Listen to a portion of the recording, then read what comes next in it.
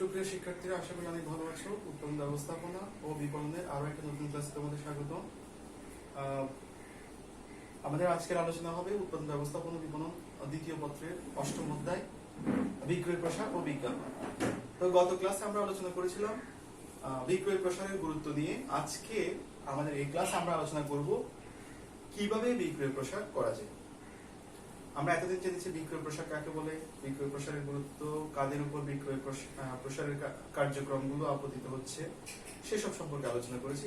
আজকে আমরা in details জানবো কিভাবে বিক্রয় প্রসারের কার্যক্রমগুলো সম্পাদন করা হয়। সো বিক্রয় প্রসারের কৌশলগুলোকে প্রধানত আমরা তিনটা ক্লাসে ভাগ করতে পারি। প্রথমটা হচ্ছে নতুন পণ্য উপস্থাপনের ক্ষেত্রে, সেকেন্ড ওয়ান হচ্ছে প্রতিযোগিতা মোকাবেলা করার ক্ষেত্রে, এরপর 3 নাম্বার হচ্ছে ভোক্তার মনে ইতিবাচক মনোভাব সৃষ্টির জন্য। এটা হচ্ছে কিছু তিনটা ভাগ আমি ভাগ করলাম এবং এগুলো ভাগ করে আমরা আজকে আমাদের আলোচনা উপস্থাপন করব। ঠিক আছে? সো আমরা প্রথমে আসি নতুন পণ্য উপস্থাপন কিভাবে করব। নতুন পণ্য উপস্থাপনের ক্ষেত্রে কি কি কার্যক্রম, বিক্রয় প্রসারের কি কি হাতিয়ারগুলো ব্যবহার করা যায় সেগুলো সম্পর্কে একটু জানি। সো প্রথমটা হচ্ছে নতুন পণ্য উপস্থাপনের ক্ষেত্রে যখন নতুন পণ্য বাজারে নিয়ে আসি তখন প্রথম যে কাজটা করতে পারি সেটা হচ্ছে নমুনা বিতরণ করা। আমি কি করবো, আমি যেসব পণ্যগুলো প্রোডাকশনে আসছি বা যেসব পণ্যগুলো উৎপাদন করে বাজারে নিয়ে আসছি সেসব পণ্য থেকে কিছু পণ্য আমি নমুনা হিসেবে টার্গেট মার্কেটকে দিব। এখানে টার্গেট মার্কেট মানে যে সকল ক্রেতা, যে সকল ব্যক্তিবর্গ আমার পণ্য ভবিষ্যতে কেনার আগ্রহ রাখে বা তাদের প্রয়োজন আছে এই পণ্যটা, সে ধরনের ব্যক্তিবর্গকে, পার্সনকে আমি কি করব, কিছু নমুনা পণ্য দিব। ঠিক আছে? আমি কি করব, এদের নমুনা পণ্যগুলো দিয়ে তাদের ব্যবহার করতে সাহায্য করব। সো তারা ব্যবহার করে যখন দেখবে না পণ্যটা ভালো, সেক্ষেত্রে তারা কি হবে, পরবর্তী সময়ে পণ্যটা কিন্তু আগ্রহী হবে। সো নমুনা পণ্য মানে ফ্রিতে পণ্য ব্যবহার করতে দেয়া বা দেখতে দেয়া, যাতে ক্রেতার পরবর্তীতে সেই পণ্য যদি স্যাটিসফাইড হয় যেন আমার পণ্যটা তারা কিনে। এই জন্য আমি নমুনা পণ্য বিতরণ করব। এরপরে হতে পারে সৌজন্য পণ্য দেওয়া। সৌজন্য পণ্য কেমন, যখন তুমি একটা পণ্য কিনতে গেছো, তোমার সেই পণ্যের সাথে আরেকটা পণ্য তোমাকে ফ্রি দিয়েছে। কোন একটা পণ্য নতুন বাজারে এসছে, সেই পণ্যটা যদি তুমি কেনো, সেই পণ্যের সাথে যদি অন্য কোনো পণ্য ফ্রি দিয়ে থাকে তবে সেটা হচ্ছে সৌজন্য পণ্য দেওয়া। তুমি যদি বর্তমান সময় ইউনিলিভারের শ্যাম্পু কিনতে যাও, তুমি দেখতে পাবে তোমাকে সেই শ্যাম্পুর সাথে একটা ব্যাগ ফ্রি দিচ্ছে অথবা একটি বোতল ফ্রি দিচ্ছে। তুমি এখনো হয়তো এই অফারটা বাজারে আছে, তুমি দেখতে পারো, চেক করে। তো সৌজন্য পণ্য হচ্ছে সেসব পণ্য, যে সকল পণ্য ক্রেতা কেনার সময় সেই পণ্যের সাথে এক্সট্রা যে কোনো একটি পণ্য তার সাথে ফ্রি দেওয়া হয়। ঠিক আছে? একটি সাবান কিনতে গেলে কোন একটা কোম্পানি, সেই কোম্পানি কি করলো, সেই সাবানের সাথে একটা মিনি শ্যাম্পু অ্যাড করে দিল, তোমাকে সাবানের সাথে একটা মিনি শ্যাম্পু দিল। এই শ্যাম্পুটা হচ্ছে সৌজন্য পণ্য। ওকে? এরপর হচ্ছে অর্থ ফেরত পদ্ধতি। এটা সবচেয়ে ইম্পর্টেন্ট এবং খুবই জনপ্রিয় একটা পদ্ধতি আমাদের দেশে এবং আমাদের দেশের বাইরে। অর্থ ফেরত পদ্ধতি হচ্ছে তুমি যখন একটি পণ্য ব্যবহার করবে, পণ্যটি ব্যবহারের পর তুমি যদি মনে করো এই পণ্যটায় আমি স্যাটিসফাইড না, সেক্ষেত্রে তুমি চাইলে কোম্পানি থেকে টাকা ফেরত দিতে পারবে। কোন একটা কোম্পানি তোমাকে অফার করলো যে পণ্যটি ব্যবহার করুন, যদি পণ্যটি ব্যবহার করে স্যাটিসফ্যাকশন না পান তাহলে আপনাকে অর্থ ফেরত দেওয়া হবে। আপনি যে টাকায় পণ্যটা কিনেছেন সেই পণ্যটির টাকাটা আপনাকে ফেরত দেওয়া হবে। সো অর্থ ফেরত পদ্ধতি বিদেশে খুবই জনপ্রিয়, আমাদের দেশে জনপ্রিয়, কিন্তু আমাদের দেশে আমি এই পর্যন্ত কাউকে দেখিনি যারা অর্থ ফেরত দিয়েছে বা ক্রেতারা অর্থ ফেরত নিতে গেছে। ঠিক আছে? যদিও ইন ফিউচার এটা আরো ডেভেলপ করবে, যখন আমাদের কান্ট্রি আরো ডেভেলপ হবে, সো এই ফ্যাসিলিটিস গুলো কিন্তু প্রত্যেকটা মানুষের দরবারে পৌঁছে যাবে। মানুষ এই ফ্যাসিলিটিস গুলো পাবে। আমরা অনুন্নত হওয়ার কারণে বা ডেভেলপিং কান্ট্রি হওয়ার কারণে হয়তো সকল ফ্যাসিলিটিস গুলো সবার কাছে পৌঁছায় না। জ্ঞানের ব্যাপার আছে, শিক্ষার ব্যাপার আছে, সো সবাই সবকিছু জানেও না। আচ্ছা, এরপর আসি মেয়াদ গ্যারান্টি।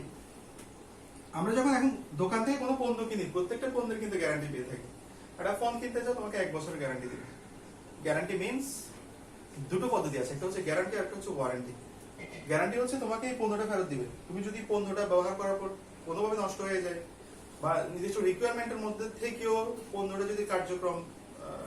পণ্যটা দিয়ে কার্যক্রম চালানো না যায় বা কোন পণ্যটা কি হয়, কোন ধরনের ডিফেক্ট ক্রিয়েট হয় পণ্যের মধ্যে, ব্যবহার করতে না পারো, সেক্ষেত্রে কি করবে, মেয়াদ গ্যারান্টি মানে এই নির্দিষ্ট সময়ের মধ্যে যদি এই ধরনের সমস্যা দেখা দেয়, স্বাভাবিকভাবে 1 বছর বা 6 মাস, তখন সে কি করবে, পণ্যটা তোমার কাছ থেকে নিয়ে তোমাকে একটা নতুন পণ্য ব্যাক করবে। এরপর সেই প্রিমিয়াম। প্রিমিয়ামটা অনেক মজার। যখন বাজারে কোনো পণ্য কিনতে যাও, তুমি এখন প্রায় সময় দেখবা যে কোনো তেল কিনতে যাও, লেখা আছে কত, 25% অফ, সরি 25% এক্সট্রা। ঠিক আছে, 25% এক্সট্রা। কেমন, তুমি যদি বাজারে তেল কিনতে যাও, যেমন প্যারাশুট কিনতে গেলে, ওখানে লেখা থাকে কি 25% তোমাকে এক্সট্রা দেওয়া হচ্ছে। তুমি আগে সে 70 টাকা বা 40 টাকায় দিচ্ছে, তোমাকে কিন্তু তোমাকে কত এক্সট্রা দিচ্ছে, যে পণ্যটা আছে 300 ml থাকলে তোমাকে 350 ml দিচ্ছে, 350 ml, মানে 50 ml এক্সট্রা দিচ্ছে। তুমি আগের টাকাই দিচ্ছ, কিন্তু বোতলের উপর কি লেখা আছে, 25% এক্সট্রা। ঠিক আছে, তো তুমি আগের টাকাই দিচ্ছ, কিন্তু তোমাকে 25% এক্সট্রা দিচ্ছে। এই যে কোন একটা পণ্য কেনার সময় তার অংশ বিশেষ বাড়তি তোমাকে দিচ্ছে টাকা ছাড়া। ঠিক আছে, অথবা কিছু টাকা কম দিচ্ছে, এটাকেই বলছি আমরা প্রিমিয়াম। তো কোন একটা পণ্য কেনার ক্ষেত্রে যদি তুমি দেখো সেই পণ্যের পুরোটা অংশের টাকা দিচ্ছ না, কিছু অংশ ফ্রি পাচ্ছ, তখন সেটাকে আমরা বলছি প্রিমিয়াম। ওকে, সো তুমি যখন তেল কিনছো, 300 ml কিনেছো, টাকা দিয়েছো, তোমাকে দিয়েছে 350 ml, তুমি 50 ml ফ্রি পেয়েছো। এই এক্সট্রা যেটা পেয়েছো সেটাকে আমরা বলছি প্রিমিয়াম। নিশ্চয় বুঝতে পেরেছো। এরপর আসো প্রতিযোগিতা মোকাবেলা। বর্তমান সময় হচ্ছে প্রতিযোগিতার যুগ। তুমি যেই পণ্য উৎপাদন করো না কেন, তুমি অবশ্যই দেখবে তোমার কিছু প্রতিযোগী রয়েছে একই পণ্য উৎপাদন করছে। একটা বিস্কিট কিনতে যাও বা একটা ইনস্ট্রুমেন্ট কিনতে যাও, একটা কলম কিনতে যাও, দেখবে অনেক কোম্পানি কলম তৈরি করছে। সো তুমি কি করবা, তুমি এদের মধ্যে চুজ করবা যে কোন কলমটা কিনতে যায়। ঠিক একইভাবে যারা প্রোডিউসার, তারাও কি করছে, একে অপরের সাথে প্রতিযোগিতা করছে তোমার কাছে কে পণ্যটা সেল করতে পারে। সো এইসব প্রতিযোগিতা মোকাবেলা করতে গেলে তাকে বিক্রয় প্রসারের সাহায্য গ্রহণ করতে হয়। তাহলে বিক্রয় প্রসারের কোন কোন কার্যক্রমগুলো তাকে সম্পাদন করতে হবে সেগুলো আমি লিখে দিয়েছি এইখানে। সো প্রথম যে জিনিসটা হচ্ছে, এটা হচ্ছে মূল্য ছাড় কুপন। ক্রেতাদের নির্দিষ্ট কুপন দেওয়া হয় কোম্পানির পক্ষ থেকে, এবং সেই সব কুপনে যেসব পণ্য লেখা থাকবে সেগুলোর উপর ক্রেতাদের ছাড় দেওয়া হয়। সো ক্রেতারা উদ্বুদ্ধ হবে যে আমরা ছাড়ে পণ্য কিনতে পারছি, যে পণ্যের দাম বেশি কিন্তু আমাকে কুপন দেওয়ার ফলে পণ্যটার দাম কম দিতে পারছি। অনেক সময় ক্রেতারা কি হয়, মূল্য ছাড় কুপন পেয়ে পণ্যটার প্রতি আকৃষ্ট হয়। ঠিক আছে, এরপর আসো মূল্য ছাড় মৌখিকরণ। অনেক সময় দেখা যায় কোন একটা প্যাকেটের উপর লেখা আছে কত, আগে ছিল কত 750, এখন হয়ে গেছে কত 500। থাকে না এরকম করে, দেখবে অনেকগুলো প্রোডাক্ট আছে যে প্রোডাক্টে এই সাইনটা থাকে, 750 লিখেছে, আবার কেটে দিয়েছে, আবার নিচে খুব সুন্দর করে লিখে দিয়েছে এটা কম দামে সেল করছে। সো এটাও একটা কিন্তু টেকনিক বিক্রয় প্রসারের। হঠাৎ করে একজন ক্রেতা যখন দেখবে যে সেই পণ্যটা 250 টাকা কম পাচ্ছে, কোকাকোলার ইয়েতে দেখবে 2 লিটার বা 2.5 লিটারে যেটার আগের দাম ছিল 100, এখন প্রায় 60 থেকে 70 টাকা হয়ে গেছে, কিন্তু খুব সুন্দর করে লিখে দিয়েছে, 100 লিখেছে, এটা ক্রস দিয়ে দিয়েছে, তারপর নিচে লিখেছে 60 বা 70। ঠিক আছে, সো এই যে পদ্ধতি, এই পদ্ধতিটাকে আমি বলছি মূল্য ছাড় মোড়কীকরণ। মানে মোড়ক বা প্যাকেটের উপরে লেখা থাকবে তোমাকে কয় টাকা ছাড় দিচ্ছি। আগে 35 টাকা ছিল, এখন তুমি 27 টাকায় পাচ্ছ প্রোডাক্টটা। এই যে তোমাকে কম ছাড় দিল, এটা কিন্তু বোতলের উপর লিখে দিয়েছে। সো এটা দেখেই তুমি আকর্ষণ বোধ করছো, অনেক কমে গেছে, আমি এই পণ্যটা কিনতে পারি। সো এর মাধ্যমে তোমাকে কি করতে পারছে, একজন উৎপাদক তোমাকে উদ্বুদ্ধ করতে পারছে যেন তুমি পণ্যটা কিনতে পারো। এর পাশে প্রদর্শনীয় মেলা, এটা সবচেয়ে বেশি জনপ্রিয় বাংলাদেশে। আমরা যখন ঢাকা বাণিজ্য মেলা বা চট্টগ্রাম বাণিজ্য মেলায় যাই, আমরা দেখতে পাই অ্যাজ ইউজুয়াল যে পণ্যগুলো যেই দামে বিক্রি হয় মেলায় কিন্তু তার চেয়ে কম বিক্রি হয়। কিন্তু আমরা এটা বুঝতে পারি না, এটা হচ্ছে একটা বিক্রয় প্রসারের একটা কৌশল, যেন সে তার বিক্রিটা সেই সময়ে বৃদ্ধি করতে পারে। স্বাভাবিকভাবে একটা কোম্পানি দেখবে একটা মেলায় সকল ধরনের মানুষ জড়ো হচ্ছে, ঠিক সেই সময় সে যদি বিক্রয় প্রসারের কৌশল অবলম্বন করে এবং কম দামে বিভিন্ন সুযোগ সুবিধা দিয়ে পণ্য বিক্রি করতে পারে, এই ক্রেতারা তার পণ্য সম্পর্কে ধারণা পাবে, পণ্যটা একবার কেনার ফলে তারা বারবার কিনতে চাইবে, পণ্যটার প্রতি উদ্বুদ্ধ হবে। তাই প্রদর্শনীয় মেলায় সবসময় দেখবা প্রত্যেকটা কোম্পানি বিশেষ ছাড়ে পণ্য বিক্রি করে, যাতে পণ্যের বিক্রির পরিমাণ বাড়ে, পণ্যের পরিচিতি বাড়ে, ক্রেতার সংখ্যা বৃদ্ধি পায়, পরবর্তীতে এই ক্রেতারা তার পণ্যটা কিনে। এই কারণে কি হয়, প্রদর্শনীয় মেলায় সবসময় পণ্যের দাম কম রাখা হয় এবং এটা একটা বিক্রয় প্রসারের কৌশল হিসেবে ব্যবহৃত হয়। এরপর 3 নম্বর আসে ভোক্তার মনে ইতিবাচক মনোভাব সৃষ্টির জন্য কিন্তু বিক্রয় প্রসারের ব্যবস্থা টুলস গ্রহণ করতে হয়। বিক্রয় প্রসার কিভাবে করব, বা ভোক্তার মনে ইতিবাচক ধারণা তৈরির জন্য বিক্রয় প্রসারের কোন টুলস গুলো গ্রহণ করব সেগুলো একটা দেখি। প্রথমটা হচ্ছে শুভেচ্ছা জ্ঞাপন।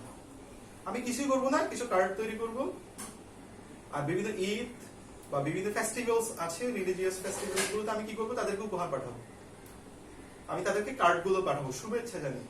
আর এখন তো অনেক সহজ হয়ে গেছে, এখন তুমি দেখবে সবসময় তোমার মোবাইলে Eid ul Fitr, Eid ul Adha and other religious activities যেগুলো হচ্ছে সেগুলো শুভেচ্ছা চলে আসে, নববর্ষের শুভেচ্ছা চলে আসে, বা অন্যান্য প্রোগ্রাম গুলো শুভেচ্ছা তোমাকে শুভেচ্ছা জানাই। ঠিক আছে, এগুলো হচ্ছে এক ধরনের প্রমোশনাল অ্যাক্টিভিটিস। তোমাকে যখন শুভেচ্ছা জানাচ্ছে তুমি খুশি হয়ে যাচ্ছ, তোমার ভালো লাগছে যে তোমাকে কেউ একজন শুভেচ্ছা জানাচ্ছে, ওকে, গ্রিটিংস জানাচ্ছে। সো তুমি কি করছো, সেই কোম্পানির প্রতি একটা রিলেশন বা একটা সম্পর্ক তুমি ফিল করছো, এবং তার পণ্যের প্রতি তোমার ইতিবাচক ধারণা চলে আসছে। এরপর আসি উপহার দেওয়া। আমরা কি করতে পারি, ক্রেতাদের মাঝে মধ্যে উপহার দিতে পারি। যেমন এক ওষুধ কোম্পানি বেসিক্যালি যে কাজটা করে, সে কিন্তু ওষুধ বিক্রি করছে, ঠিক আছে, তুমি দেখবা প্রত্যেকটা ডাক্তারকে সে কি করছে, বিভিন্ন ধরনের কলম, প্যাড, ডায়েরি এগুলো কিছু ফ্রি দিচ্ছে। অনেক সময় সরাসরি ক্রেতা যারা আছে, ভোক্তা যারা আছে, তাদেরকে ওষুধ কোম্পানি কিন্তু এই পণ্যগুলো দিচ্ছে। এগুলোর সাথে কিন্তু চিকিৎসা বা তার রোগ মুক্তির কোনো সম্পর্ক নেই, বা ওই কোম্পানির মূল পণ্য কিন্তু এগুলো নয়, ডায়েরি নয়, কলম নয়, বা অন্যান্য ক্যালেন্ডার এগুলো নয়। এরপরে সে কি করছে, এই জিনিসগুলো উপহার দিচ্ছে কেন, যাতে ক্রেতারা সেই কোম্পানির প্রতি একটি সফট কর্নার তৈরি হয় তার মধ্যে, এবং তার প্রতি একটা ইতিবাচক মনোভাব তৈরি হয়, এই জন্য এই উপহারগুলো দেওয়া হয়। এরপর সামাজিক কাজে অংশগ্রহণ। অনেক কোম্পানি আছে যারা বিভিন্ন সামাজিক কার্যক্রমে অংশগ্রহণ করে থাকে, দরিদ্রদের সেবা করা, বা দরিদ্রদের খাবার বিতরণ করা, স্কুল করে দেওয়া। ইউনিভার্সিটি গুলো দেখলে, তোমরা যখন ইউনিভার্সিটিতে ভর্তি হবে তখন দেখতে পাবে পাবলিক ইউনিভার্সিটি গুলো বিভিন্ন ফ্যাকাল্টি গুলো কিন্তু বিভিন্ন কোম্পানি এসে তৈরি করে দেয়। তার কারণ হচ্ছে এখানে যে স্টুডেন্টস গুলো আছে তারা দেখতে পাবে এই কোম্পানি এই কাজটা করে দিয়েছে, সুতরাং তাদের প্রতি সেই স্টুডেন্টস এবং আদার্স যারা রিলেটেড আছে তারা কি করবে, একটা সিম্প্যাথি ফিল করবে, একটা সফট কর্নার তৈরি হবে সেই পণ্যের প্রতি, সেই কোম্পানির প্রতি, যে কারণে তারা এই কাজগুলো করে দিয়ে থাকে অথবা বৃত্তি দিয়ে থাকে প্রত্যন্ত অঞ্চলে গিয়ে। ঠিক আছে, তো আজকে আমাদের ক্লাস এই পর্যন্ত থাকলো। পরবর্তী ক্লাসে আমরা আরো একটা টপিক নিয়ে তোমাদের সামনে হাজির হবো। সেই পর্যন্ত সবাই ভালো থাকবে।